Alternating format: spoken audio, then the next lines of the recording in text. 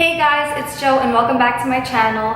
And as you all can probably tell by the title, today I'll be sharing with you all 10 things that I do not buy or spend money on anymore. And I'm really excited to share this video with you all because I feel like for the 2 years that I have transitioned from working full-time to now being a stay-at-home mom, I feel like I've learned a lot of tips and tricks on how to cut corners and make our bill smaller or just cut certain things out. So I just really wanted to share this video. I hope it's helpful. So without further ado, let's get to the first thing that I cut out. So number one on my list is utilities. And when I say utilities, I know it's impossible to just cut it out completely, but what I mean is paying utilities, cutting as much of the excessiveness as possible. So for instance, last year, for those of you who don't know, my family and I, we moved to Florida from New York. There was a huge increase in our electric bill and I just didn't understand why our bill had increased by so much. We were using our heat. And for those of you who don't know, using a central air system, using your heat actually uses 3 times the amount of energy than we're using if you were to just use the cool setting. So you better believe this year with that knowledge, when any cold snap hit, we literally just used the heat when it was absolutely necessary. Like for the most part, we just bundled up, like we're in Florida, it's okay.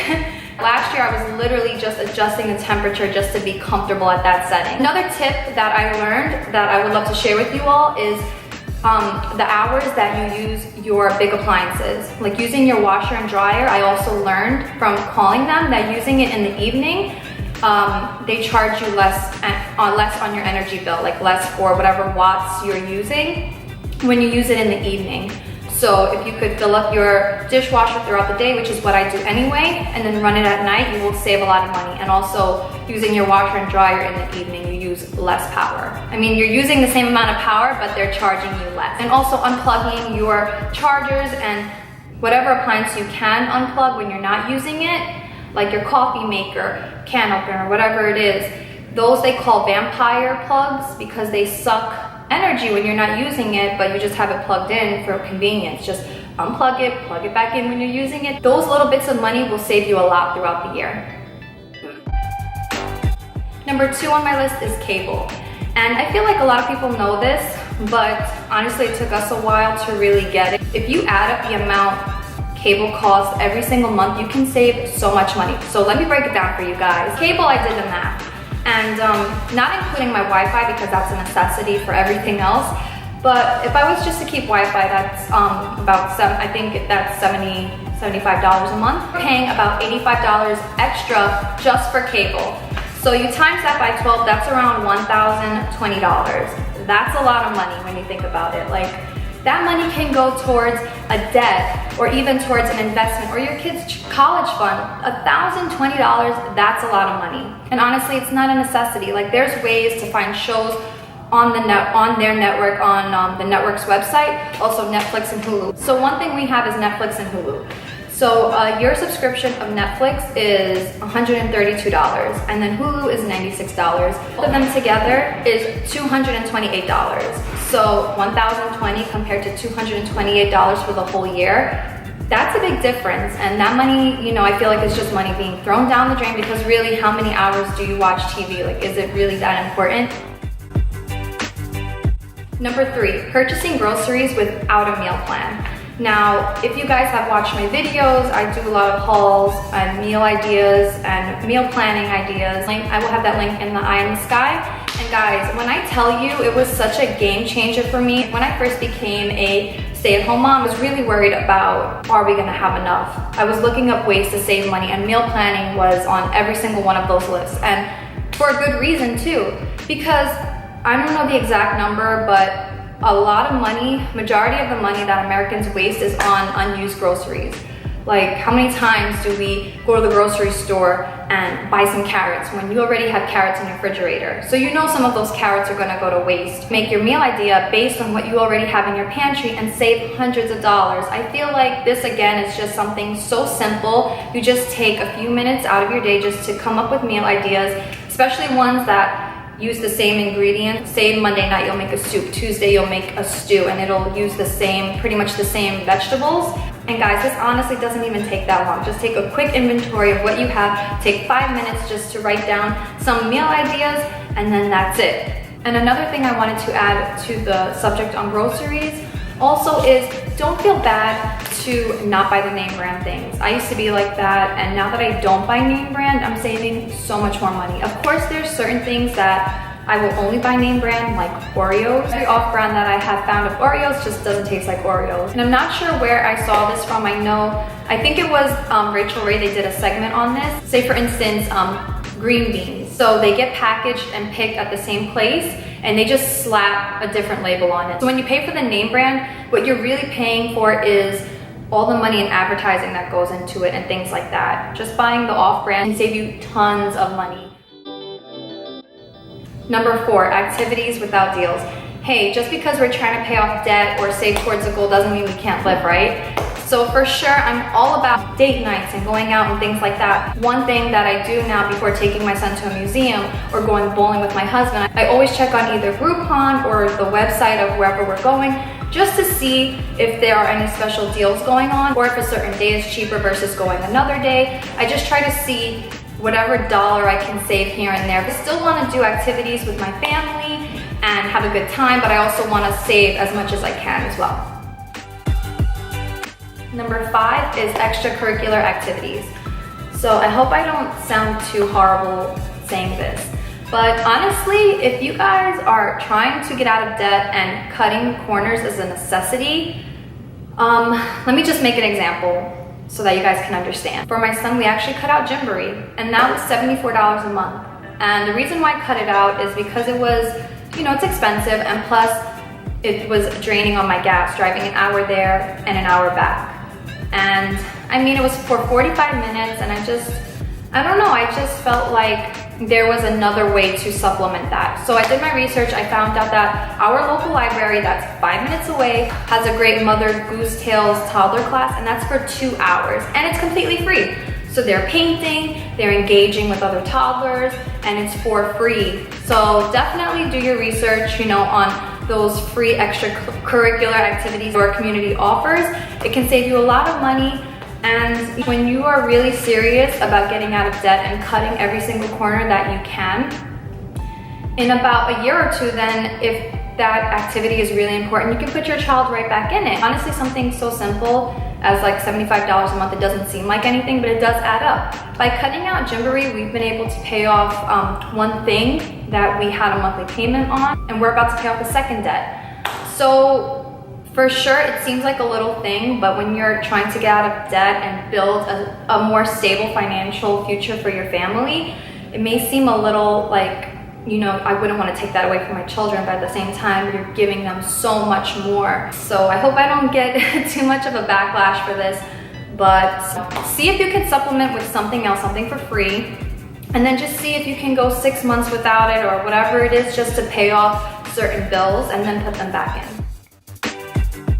Number 6 is gym membership. And honestly, with YouTube, I feel like there's a how-to video on pretty much anything. And I feel like the same applies to weight loss and fitness. If you need meal ideas to help you lose weight, or to tone, or workouts to tone up, or even weightlifting, there's a video for pretty much anything. And I feel like with the gym membership, of course you're paying for equipment, but I feel like if you can do some workouts at home, buy some weights, and just pretty much learn how to do the workouts at home, you will save so much money. Number 7 is beauty and grooming. So one thing that I stopped doing is my nails. I do them myself. I've been doing my nails for quite some time now. And honestly, before, even after I transitioned to being a stay-at-home mom, I didn't realize I was wasting so much money. I used to get my nails done every 2 weeks, and I used to get them wrapped, and then I switched to getting manicures, and then my nails would chip. Honestly, I don't know about you guys, but my nails would chip in about 2 or 3 days. And I felt like it was just money down the drain, and I feel like I can do that myself and save myself between $50 to $70 depending. I used to get my legs waxed, everything waxed. I used to get my nails done. I was spending so much money every 2 weeks and even monthly, just ridiculous, from getting your toes done, your legs waxed, or your hands. I just feel like you can save so much money if you just cut that out. Like, just do it yourself. They have at-home waxing kits for your legs. They have manicure kits, you know, watch a YouTube video, learn how to do your nails yourself. Now I'm not a good example, but if you've ever seen any videos with my nails done, I did it myself. And I have saved so much money. And even when I feel like we do get to a comfortable financial state, I feel like I will probably still do my own nails, because I feel like that $50, $70 that I'm basically, you know, giving to someone for doing something I can do myself can go towards a future property investment or a different kind of investment, you know, aside from Liam's college fund.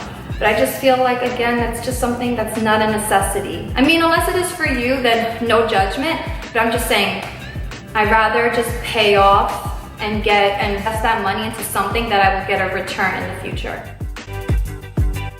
Number 8, makeup. And hear me out, ladies. I mean makeup to a certain extent. Now, I haven't completely cut out purchasing makeup. I am purchasing a lot less of it. For instance, what I will do now is I will buy one palette, and it will most likely be a neutral one that I can use every day or every other day. And I will use that until I hit pan. The same applies to my bronzer, my blush, my mascara. I will use it until there's nothing left. For certain things, I do buy drugstore, like mascara, because I feel like that dries up so quickly, but I'm not buying it as often. Like, I will use it until it's completely dried up. And as for my foundation, that is the one thing that I do, I guess you could say, splurge a little bit on, but that's because it lasts me so long. I use the IT Cosmetic, and honestly, the last one I bought was back in June, and it is now April, and I just finished my last tube in March. So it has lasted me a pretty long time, and it's just great for my skin. And I'll get whatever, like palette and blush and foundation once a year at Sephora, and then mascara I will get twice a year at either Walmart or Target, and it's like $8. Just invest in products that are gonna last a long time so that you don't keep making those monthly trips to Sephora or whatever. You know, if there is a new lip kit out, you don't have to buy it because everyone else is buying it. Just get what you need that will last you months so that you spend less money on makeup, and then you don't have this huge collection that you're never gonna finish. But again, I'm not passing judgment. If it brings you joy and you can afford it, then go for it. But I'm saying, if you're trying to cut every single corner, then buy the least amount of makeup as possible that you don't need. Number 9 is nail polish.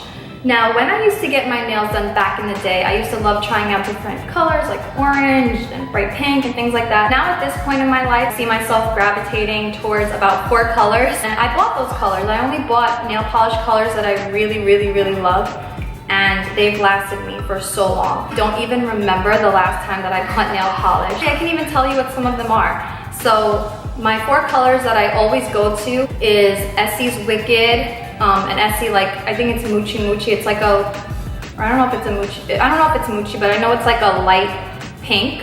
So I go for like a light pink and then a white color and then also a gray. Those are the 4 colors that you will see on my nails. Not right now because I didn't get a chance to do them, but those are the 4 colors that you will see on my hands. And number 10, wrapping up things that I don't buy or spend money on anymore, is new clothing. When it comes to underwear and bras, I don't feel comfortable purchasing those items at thrift stores and bathing suits, but when it comes to tops, like for instance this one, guys, this top, I actually got at a Salvation Army. I think it was about maybe $6. I think it could have even been cheaper, but this top is actually my husband's favorite top that I own. He said that when I wear it, I remind him of Chun-Li.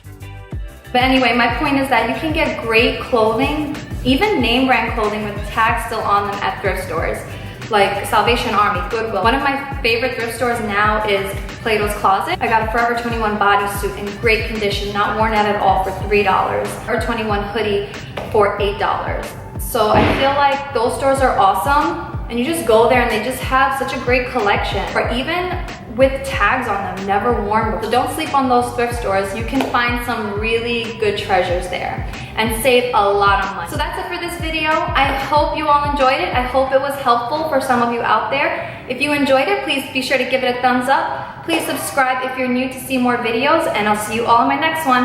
Bye guys.